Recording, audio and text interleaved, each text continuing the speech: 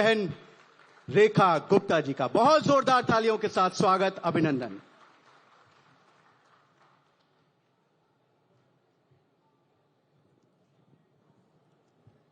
शानदार कार्यक्रम और भव्य मंच जिस पे उपस्थित हम सबके लिए परम आदरणीय श्री सुनील अंबेडकर जी, मेरे बड़े भाई केंद्रीय मंत्री हर्ष मल्होत्रा जी, दिल्ली सरकार में मेरे साथ मंत्री और कर्म से परिश्रम करते हुए परिणाम देने की क्षमता रखने वाले भाई कपिल मिश्रा जी, इस पूरे आयोजन के संयोजक के रूप में, अध्यक्ष के रूप में भाई राजीव तुली जी, हर्षवर्धन त्रिपाठी जी और हमारे मंत्रालय के सचिव के महेश जी, और मेरे सामने उपस्थित समाज के आप सभी वरिष्ठ जन, जिन्होंने ना केवल समाज को राह दिखाने का काम किया, बल्कि देश सभ्यता संस्कृति से जुड़े हुए हर विचार को परवान चढ़ाया। मैं चाहूंगी कि एक बार जोरदार तालियां आप सभी के लिए हो, क्योंकि ऐसे बहुत सारे वरिष्ठ चेहरे जो शिक्षा, कला और संस्कृति के क्षेत्र से जुड़े हैं, आप सभी को मैं अपने बीच यहां देख पा रही हूं। बहुत सही कहा, ऐसा भव्य आयोजन कम से कम दिल्ली में किसी सरकारी मंच से कभी नहीं हुआ। आज इस मंच पे खड़े होकर के मैं ये देख पा रही हूं कि भारत कहीं ना कहीं अपने अतीत से, वर्तमान से और भविष्य से एक साथ संवाद करता हुआ दिखाई दे रहा है। और एक ऐतिहासिक यात्रा जो भारत ने तय करी, वैदिक काल से लेकर के आज के डिजिटल युग तक पहुंचने की, उसका साक्षी आज का ये शब्दोत्सव बनने वाला है। कहीं ना कहीं उन शब्दों को कहें कि ना झुका है ना झुकेगा, ना थका है ना थकेगा, युग बदलेंगे, काल बदलेंगे, अमर है और अमर रहेगा मेरा भारत महान। दिल्ली में ये कार्यक्रम होना सच में अपने आप में बहुत मायने रखता है।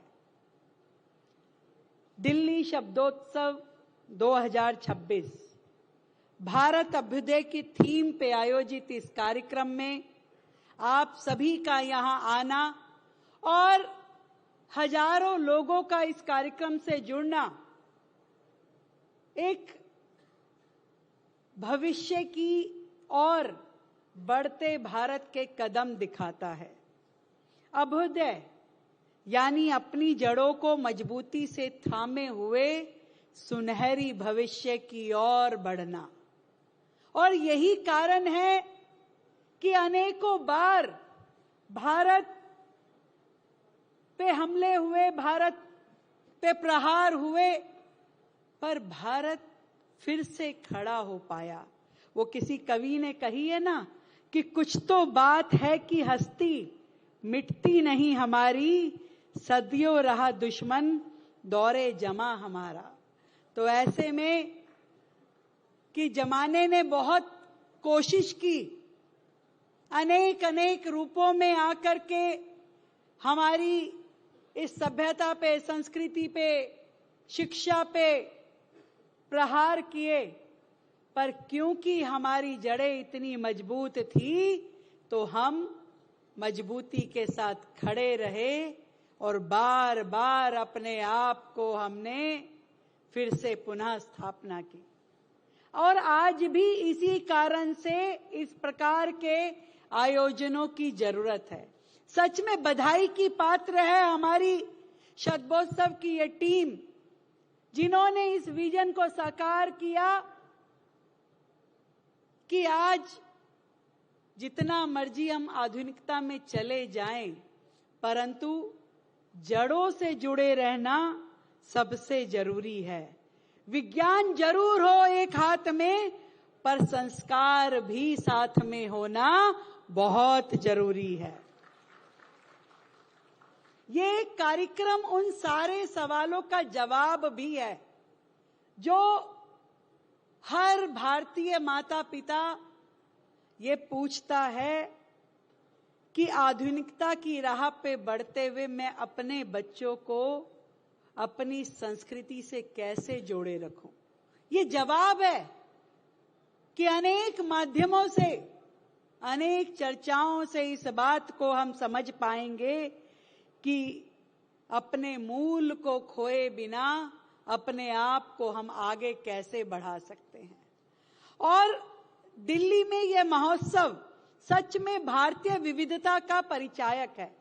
हम तो दिल्ली को वैसे भी एक भारत श्रेष्ठ भारत का सर्वोत्तम उदाहरण मानते हैं, और यही कारण है कि हमारी सरकार ने इस 10 महीने में हर राज्य के उत्सव को उतनी ही भव्यता के साथ, उतनी ही शिद्दत के साथ मनाया जितना वो पर्व उस राज्य में जो वहां का मूल त्योहार है वहां मनाया जाता है। हमने बड़े शौक से, बड़े प्यार से दिल्ली को अपने जो उनका मूल विचार है, परंपरा है, संस्कृति है, भाव है, उससे जोड़े रखने की कोशिश की। इसीलिए यदि हमने बिहार और पूर्वांचल का छठ दिल्ली में धूमधाम से मनाया, तो हमने महाराष्ट्र की गणेश चतुर्थी को भी आनंद से यहां पे किया। तो गुजरात के डांडिया को धूम के साथ पूरी दिल्ली में पहली बार यूनिवर्सिटीज में जाके मनाया गया, तो भोले बाबा की कावड़ यात्रा के हर एक यात्री को भव्य सेवाएं दी जाए, इसका दिल्ली सरकार ने पूरा ध्यान रखा। और प्रभु राम का ये त्योहार दिवाली तो अपनी इस शहर में भव्यता के नए चरम पे पहुंचे, उसके लिए पहली बार कर्तव्य पथ पे 1.25 लाख दिए जला करके और आसमान में स्वयं श्री राम की स्तुतियों का वर्णन करते हुए हमने दिवाली का पर्व दिल्ली के हर एक परिवार के साथ मनाया। दुर्गा पूजा हो या कोई राज्य दिवस हो, हर एक त्योहार को हमने मनाने की कोशिश की। और आज उसी परंपरा की अगली कड़ी के नाते शब्दोत्सव का आयोजन, मैं बधाई देती हूं भाई कपिल मिश्रा जी को, जो आपने इस कार्यक्रम के आयोजन में भूमिका निभाई। ये हम सब के लिए गर्व की बात है।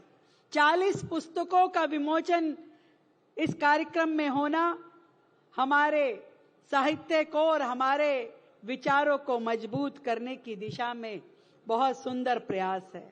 जहां राष्ट्रभक्ति, शास्त्रीय नृत्य, भजन, संगीत, ये सब कार्यक्रम जहां होंगे, उस आयोजन में दिल्ली का हर एक नागरिक अपनी सहभागिता भी करेगा और उसका आनंद भी लेगा। और ओपन माइक के माध्यम से लोकतंत्र के हर स्वर का संदेश दिया जाना भी बहुत महत्वपूर्ण है।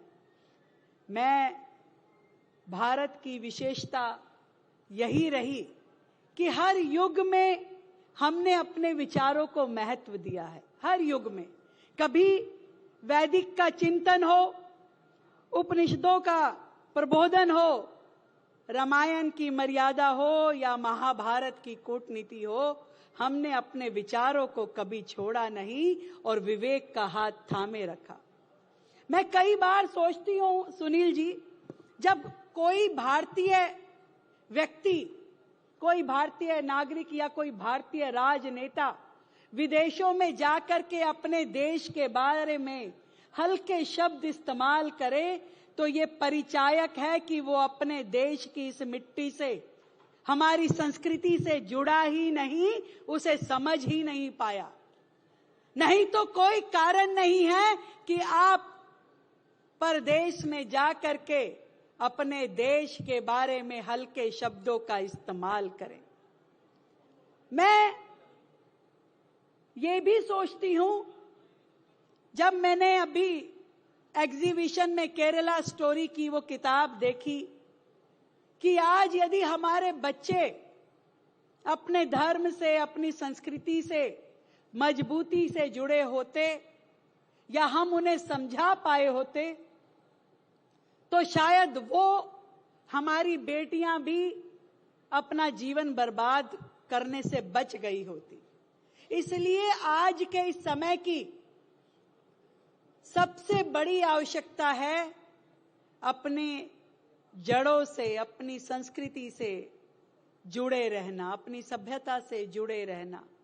वो कहते हैं ना कि तेज आंधियां भी जड़ वाले वट वृक्ष को हिला नहीं सकती।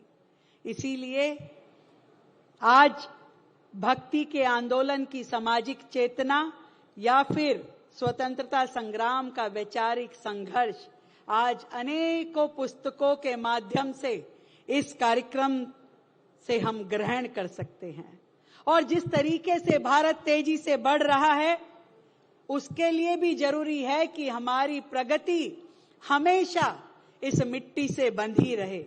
आप सबको ढेर सारी बधाई देते हुए, आप सभी को ढेरों शुभकामनाएं देते हुए, दिल्ली की मुख्यमंत्री होने के नाते मैं आप सबको साधुवाद देती हूं और कहना चाहती हूं कि ये भारतीयता का पुनर्जागरण का काल है, जब भारत विश्व पटल पे एक इकोनॉमिक, पॉलिटिकल, स्ट्रेटेजिक और कल्चरल सुपर पावर बन के उभर रहा है, तो वहीं पर हम विकास भी और विरासत भी, जो हमारे देश के प्रधानमंत्री आदरणीय मोदी जी की सोच है, जो उनका विजन है, उस विजन के साथ में अपने देश को आगे लेके जा रहे हैं।